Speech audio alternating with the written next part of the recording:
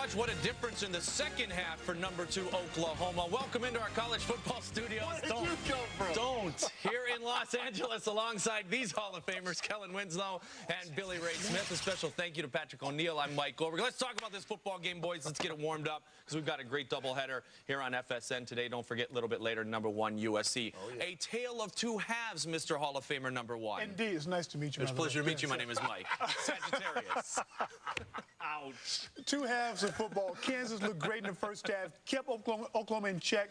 The running game was non-existent for Oklahoma in the first half, but in the second half, it was the passing game, BR, that opened things up for the running game for your guy, Mr. Peterson. Adrian Peterson, his second week now, second straight week with over 100 yards in just the second half, wow. And he joins Marshall Faulk and Emmitt Smith, the only 2 running backs in Division 1A to have 1,000 yards in 7 games. Spectacular effort by the Oklahoma offense, just sticking with what they do, and they just basically imposed their will on that defense in the second half. That's the second straight week they've made great adjustments in the locker room. Last week, K-State. This week against KU. 27-0 the score in the second half. Oklahoma advantage.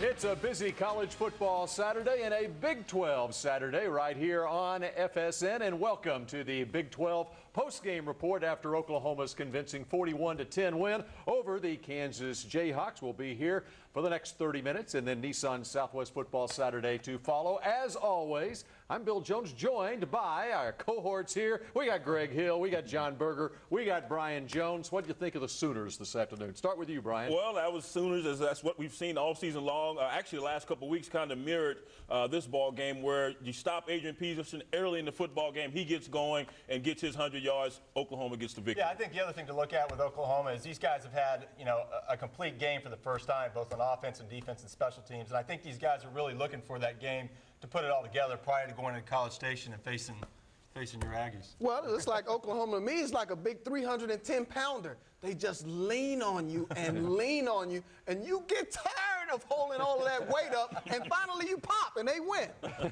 Well, let's see how the Sooners did it, but you got to give credit to the Kansas Jayhawks because they really hung into this one for a while throughout the first half. Speaking of 310-pounders, that's more like 410 pounds. It was. That's a beast. Where's the beast? Mark Mangino, the former Oklahoma assistant, and the Sooners get going after a scoreless first quarter. Jason White up top to his favorite target, Mark Clayton. Bob Stoops likes the fact his offense got going finally. But Kansas comes back. Second play after that, Adam Barman to Brandon Rito. Rodney Poole was gambling on the play, and he pays for it. And all of a sudden, we're tied at 7 early in the second quarter. Then Jason White goes back to work. Up top again, this time to Travis Wilson. He can throw the deep pass. Isn't that the reason why he won the Heisman Trophy? I believe it is, and it was a 14-7 lead for the Sooners at that point. 14-10 at halftime. Now early in the third quarter, it's White again. He's already hit Clayton and Wilson. How about Brandon Jones this time? Perfectly in stride, 69 yards for the touchdown. It was 21-10 as the Sooners begin to pull away. Of course, the drama in the fourth quarter. Would Adrian Peterson finally get going on the ground after getting just 21 yards in the first half? Peterson for the touchdown, 35-10 the score. Peterson now needing 2 yards to go over 1,000 for the season. He had to pay for it, but he got it. Peterson, the third true freshman to rush for 1,000 in his first 7 games, and yes, it is a 7th straight 100-yard game. Emmitt Smith and Marshall fought the other 2. Sooners over the Jayhawks. They pull away to win 41-10. Peterson wound up with 122 yards rushing. White had 389 and 4 touchdowns. Jim Knox with Bob Stoops after the game. Coach, it must have been a heck of a halftime talk. You guys really opened it up in the second half. Jason White continued his great performance, but Adrian Peterson got on track. He did, and we just, the adjustments were minimal at halftime. We were close in the first half, and sometimes you're just off just a little bit. It doesn't take much, but we settled in and had a heck of a second half. Let's talk about the defense. Another team you hold to under 50 yards of rushing. Well, we've really been playing well, and today, I'm not going to say we give them one. They executed it, but you know, we give up the one long ball, which we shouldn't have. We're in position to make that play, and then the rest of the day, we really played great. I know you're going to enjoy this one, and then now it's time to get ready to Oklahoma State. Your thoughts on the Bedlam series next week? Well, it's a great matchup. It'll be another big challenge for us. We recognize that, so we need to get a lot better. I'm really disappointed in our team's discipline. We, you know, some of the penalties and all, we got to clear some of that up, or you know, we just have to if we're going to be the team we need to be. Coach, thank you for the time. Best of luck next week. Right now, let's head back to the studio. All right, our thanks to Jim Knox. By the way, we'll hear from Oklahoma quarterback Jason White a bit later. Well, they take care of business at home, the Sooners do, but a couple of big games coming up on the road at Stillwater next week and then at College Station the week after that. Well, you're getting ready to go to probably two of the biggest games that they have left on their schedule, guys. We're talking about Adrian Peterson is ready to eclipse the Marcus Dupree record that is held there at OU, and it's now going to be removed, and his name is about to go in the double E. Yeah, I think Greg might have an actual man crush on this rookie. As much as he talks about it. But look, I think the story of this football game, at least today for the Sooners, is their offensive line. Look, the Hog Mollies up front have really gotten it done. These guys have allowed Jason White coming into this football game to only be sacked 3 times. Jason White in third and long situation is hitting 68% of his passes. So give the Hog Mollies up front a lot of credit, and that's really going to play in. They're going to have a lot of confidence going into play, both the Bedlam game and Texas A&M coming up. You're making me hungry talking about hog mollies and hog mollies. Hog Mollies. You're a Hog Molly. There's tension on the set. Yeah, but however, Adrian Peterson had a very difficult time getting going early in the game. He was held to around 20 yards, 21 yards in the first half of this. Right, I think he had 11 carries for 20 yards in the first half, and it's similar. Kansas was similar to what K-State was able to do to Adrian Peterson last week. They held him in check in the first half. In the second half, he got going. We're going to take a look at a couple of plays where Kansas defense were able to put pressure on Adrian Peterson in this Oklahoma offense. Look at the penetration in the middle of the defense, middle of the offensive line there. Adrian Peterson has to bounce outside. He's got 4 or 5 shirts waiting for him, white shirts from Kansas waiting on him. Once again, he's not able to get going because there's pressure in the backfield. Nice play here. Defender gets pressure and then is able to come back and get the play. Watch this. You cannot tackle Adrian Peterson. That's coaching. That is the prettiest 3-4 yard run I've seen all season, but once he gets going, it's hard to stop him. He makes 3 guys miss. He scores a touchdown here late in the second half. Adrian Peterson, you can try to stop this man, but you're not. You know, you can only hope to contain him because he is a beast. You're not going to arm tackle him. You have to bring the hat. You have to wrap him up to get him down, and one guy is not going to bring Adrian Peterson down. I think the other thing when you look at Adrian Peterson, he's a premier running back. If you look at his stats coming into the 7th game, he has eclipsed 1,000 yards, and only 2 other running backs in D1 history have done that. Emmitt Smith and Marshall Faulk. So this guy's in pretty good company at this point. That is pretty good company. Let's hear from a running back his thoughts on Adrian Peterson. Well, I think the guy is doing everything that he needs to do right now. He should go after each and every game and say, let me feed you, offensive lineman, because you take care of me so well. But beyond that, as Brian said earlier, the young man cannot be brought down with 1 tackle. I don't know if it's because he's out of high school and he doesn't know yet that he's supposed to be brought down on 1 tackle, or is it that the young man is running with a renewed vigorance and he just doesn't know better, BJ. And I disagree with the announcers. They said they liken his running style to Eric Dixon. I had the good fortune of playing with Eric Dixon. Eric Dixon was a great running back, a Hall of Famer, but he was more of a slasher. He wasn't a guy that was a bruiser. He wasn't a guy that would run through tacklers the way Adrian Peterson does. And I said last week, Adrian Peterson reminds me of a Jim Brown, the way he just takes on defenders and runs through them. I like the way that you inserted Eric Dickerson, the fact you actually played with him. Yes. It's a good name drop right there. Oh, yeah.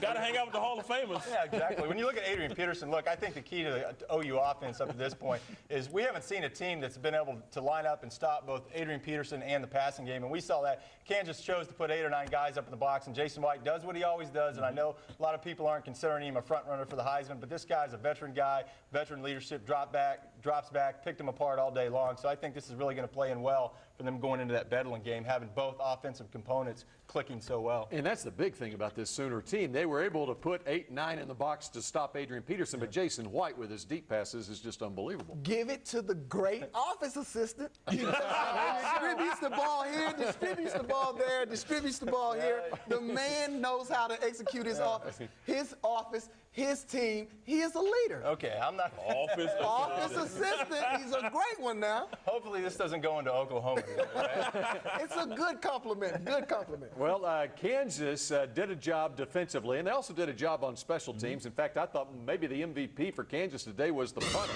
He got an awful lot of activity and was booming 50-yarders left and right.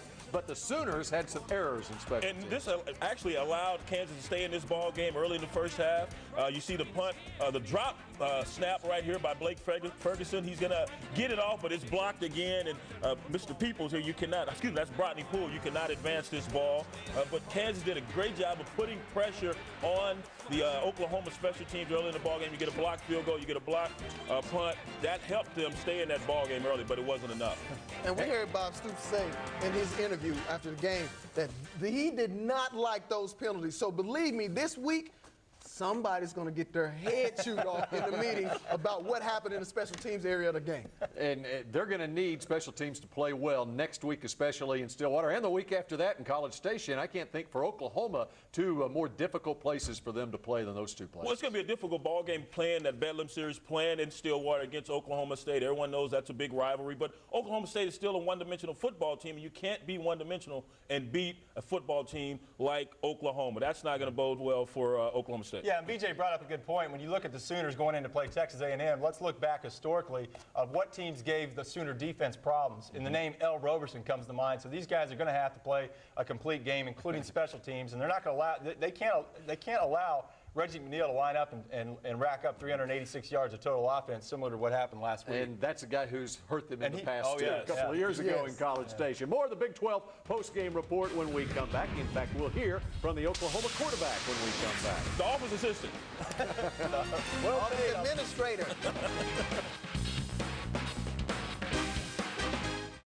Welcome back to the Big 12 post-game report. The Oklahoma Sooners a 41-10 win over Kansas. Jason White, a big day, 4 touchdown passes. Let's check in with Jim Knox, who's standing by with Jason White. All right, thank you very much. Jason White, the player of the game. Jason, early on it looked like Kansas was geared up to stop Adrian Peterson in the run. Did it look that way to you? All of a sudden you ignited in the passing game. Yeah, they brought a lot of people down in the box, tried to take away the run from us, and it opened up the passing game for us. It's glad we're good to have the run game and we're good to have a pass game. Something good about your game, Jason, is you spread the wealth around. Mark Clayton and company continue to catch the football. Yeah, the receivers continue to work hard and they do a great job all week getting ready to play. But you got to give credit to the offensive line, the backs, and the tight ends for how they protected today. Real quick, what happened in the second half? It looked like Adrian Peterson was able to get free a little bit more often. He got over 1,000 yards for the season, the third freshman to do that in NCAA history. In the second half, they try to stop the pass, so that opens up the run game. And like I said before, they both complement each other, and it's great to have both of them. Okay, next week, Oklahoma State, your thoughts? Exciting game, always a big game. Very excited to play in it. All right, Jason, congratulations on today's performance. Best of luck next week. Right now, let's head back to the studio. Well, I can sure say he sure sounds excited about Oklahoma State next week. He's been hanging out with Mike Leach. Tell your face you're happy. He's a quarterback. He's smooth. He's from Tuttle, Oklahoma. They don't get too excited in Tuttle. That's right. 4 touchdown passes this week, 4 touchdown passes last week. He proves that he's still got that Heisman touch from last year. Oh, this guy's incredible. And I've been saying for the last 4 or 5 years, with 6, it seems like 8, he's been on campus that long, that people should be able to get to him and put pressure on him. But even with those 2 broke knees, he's still able to elude the pressure, and he's one of the most accurate, if not the most accurate, quarterback in college football today, and he throws one of the prettiest deep balls of any quarterback at any level. This guy is a true winner, and Greg can call him an office assistant. I'm going to call him a winner, and he's an integral part to Oklahoma's success.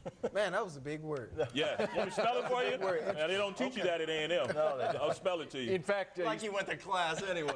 as much hype as we and other people in media are giving Adrian Peterson this year, Jason White's the MVP of that team. Jason White is, and look, this guy's a captain. He brings such a calming influence, and we talked last week about Oklahoma not punching the panic button when they face adversity. But look, let's move ahead a week and talk about that Bedlam game. You know, Oklahoma State historically has had OU's numbers to a certain extent, and I think right now, I don't know where you guys come out on this, but I think this could potentially be a blowout only because Oklahoma is playing such fundamentally sound football in the offense, the defense, and the special teams.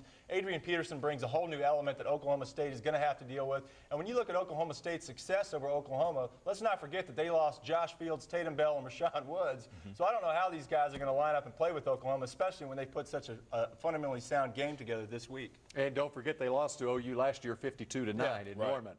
Right here on FSN today, Norman, Oklahoma we go.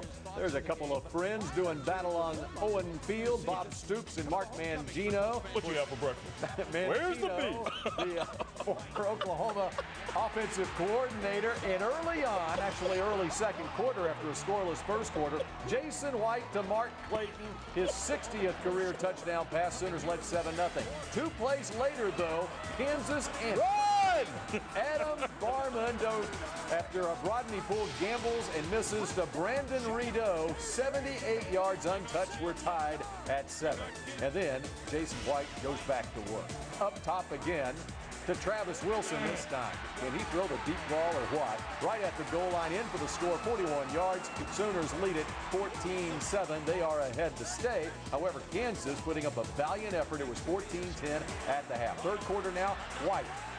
Already it hit Clayton and Wilson. He spreads it around. This time, Brandon Jones perfectly in stride. 69 yards, 21-10 in favor of the Sooners. So where's Adrian Peterson? Well, there's Adrian Peterson right up the middle, dragging his way into the end zone. Finally, after a 21-yard first half, Peterson goes over 100 yards in the second half and goes over 1,000 in his career on this run right there. And in his 7th game, he just passed the 1,000-yard rushing mark. He finishes with 122 yards rushing and over 100 in the second half of this game as OU wins over Kansas. 41-10 is the final score. Look at Jason White's numbers as he had 389 yards passing. He was 27 of 45. Second straight week, he has 4 touchdown passes. And let's check in with the men who called the game here on FSN, Bill Land and Dave Lapham. Thanks, fellas. Well, the folks that came here today at another sellout house of 84,000 plus, Dave, they wanted to see Oklahoma win, but they wanted to see their stars, their Heisman hopefuls perform, and both did very well today. We start with Jason White, the quarterback. Jason White was exceptional. He throws for 389 yards and 4 touchdowns to 4 different receivers. There he gets Clayton, Mark Clayton, mismatch on safety. Big over the top. And then he goes to Travis Wilson.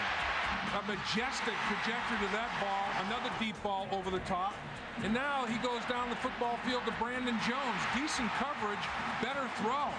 And he finishes it off with a short one to Mark Bradley. 4 touchdown passes, 4 different people. Mark Clayton had over 100 yards in receiving. And you have a quarterback that throws for almost 400. If not for drop balls, he would have thrown for 400. Sensational performance, certainly by Jason White. And then Adrian Peterson finally got on track. What a fourth quarter he ended up with, and another great day for the young freshman.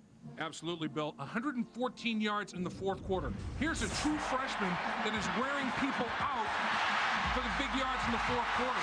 And here you see him finishing runs. I mean, powerful. You cannot arm tackle this young man. He has it all. Acceleration, speed, balance, toughness, desire. When he sees the goal line, he is going to score. And he was big once again. He's the 3rd running back in NCAA history as a true freshman to gain 1,000 yards or more in his first 7 games. The other 2, Emmitt Smith, Marshall Faulk.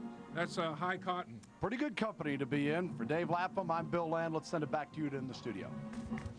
All right, thank you very much, Bill Land and Dave Lapham. Well, how about Adrian Peterson? He really wasn't the story of this game. Jason White was, but Peterson got the numbers he was looking for in the fourth quarter of this game. The 3rd NCAA player with 1,000-plus rushing yards in his first 7 games. 2nd OU player with 1,000 rushing yards in a true freshman season. And some pretty select company right there. Emmitt Smith and Marshall Faulk, who went on to do a pretty good job on Sundays, I'd say. And Adrian Peterson headed in that direction, and what a performance by Adrian. Well, Adrian Peterson, is doing what he's been doing all year long. He refuses to go down on one tackle. You have to make sure you have yourself together and form tackle this man, because this young man is running. And I really do think that he doesn't know that he's supposed to be this good in his freshman year. The man's 1 year removed from high school. He probably still dates the same girl back in high school. And he's in college doing the college thing right now.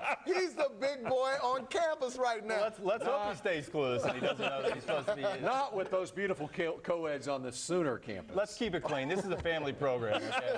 Let's keep it clean. But when you look at Adrian Peterson, it just adds another piece or another component to what is already a devastating offense. Now, Jason White is really the key to this offense and making it go. This guy throws one of the most accurate deep balls you've ever seen. And so Adrian Peterson is a fundamentally sound running back. He's doing well. But let's talk about Jason White and also hand out credit to their offensive line. They had a great day protecting Jason White today. They did, and Jason White is going to come to the forefront whenever teams load up the line of scrimmage and try to stop Adrian Peterson. That's what you saw last week versus Kansas State, and that's what you saw this week versus Kansas. But Adrian Peterson is still going to get his yards. In the first half, he only had 20 yards rushing. In the second half, he turned it on. He kept battling and kept bruising the defenders, and he was able to run well. But Kansas was able to stop him early in the ballgame because they were able to get penetration, and you're going to see a little bit of that here. Playing the run against Adrian Peterson. Watch the penetration from the middle of the Kansas defense. They get pressure. Adrian Peterson bounces, but there's enough pursuit there to stop him. Once again, you got 3 or 4 tacklers, and that's what you're going to need. 3 or 4 guys getting a hat, putting a hat on Adrian Peterson to stop him. Nice run. Wrap up. 1, 2, 3. Do something. The prettiest 3-yard run you'll ever see all season. But Adrian Peterson keeps running the ball hard. He's running through defenders. 1, 2, 3. They just bounce off of this young man. He's going to get his yards in the end because he's a bruiser and he loves the contact. As a defender, you hate to see a running back that wants to deliver the blow to the tackler, and that's what Adrian Peterson does. I think the other thing that you're seeing Adrian Peterson do is protect well in those obvious 3rd and long situations. Now, they were bringing him out of the football game and putting in Kewan Jones for those 3rd and long, and so he's really maturing and growing as a football player. They're leaving him in on those 3rd and long situations to help him pick up some of those blitzing linebackers, which makes the passing game even more efficient. Man, we still don't even know if this young man calls his mother every night, because he's first time he's been away from home so long. Who cares? He's a man. Up now on the Heisman Trophy list, and he is doing what he needs to do. He runs the ball well. He makes you be concerned about him. And if you're a defensive coordinator, you are already having nightmares about Adrian Peterson. Yo, Adrian! Well, the Kansas defensive coordinator did all he could to stop Adrian Peterson in the first half of this game, as he only had 21 yards in the first half. What Bob Stoops is concerned with, I think, headed into Stillwater next week, College Station the week after that, there were some errors in the special teams game, Brian, for the Sooners today. And that was a big key for Kansas coming to this ballgame. They wanted to force Oklahoma into turnovers, and special teams were helped Kansas in that effort early in the ballgame, helped keep Kansas in the ballgame. You see the blocked field goal there. Trey DeCarlo gets it blocked. Blake Ferguson mishandles the snap. He's able to pick it up, but Kansas gets there to block that. And you can see Brodney Poole try to advance this ball. He can't do that, so the ball was brought back. Kansas had possession, but Kansas wasn't able to turn those turnovers into points. And that's the key. When you get a good football team to lay the ball down on the ground, or if you're able to block kicks and force turnovers, you have to make those result into points, and Kansas didn't capitalize on the mistakes that Oklahoma made. I think the other thing that you got to look at when you talk about the Sooners is Bob Stoops wanted to come in this ball game and really put a complete game together for the first time, both on offense, defense, and special teams, and they still haven't done it. Let's hope that they can get back to the practice facility and have those meetings and get those special teams questions corrected going into next week in the Bedlam game. I don't think you have to hope. They will get back in the practice facility and get those corrected. If you're a Sooners fan. But 2 tough road games, about the 2 toughest places they can play the next couple of weeks, Stillwater and College Station.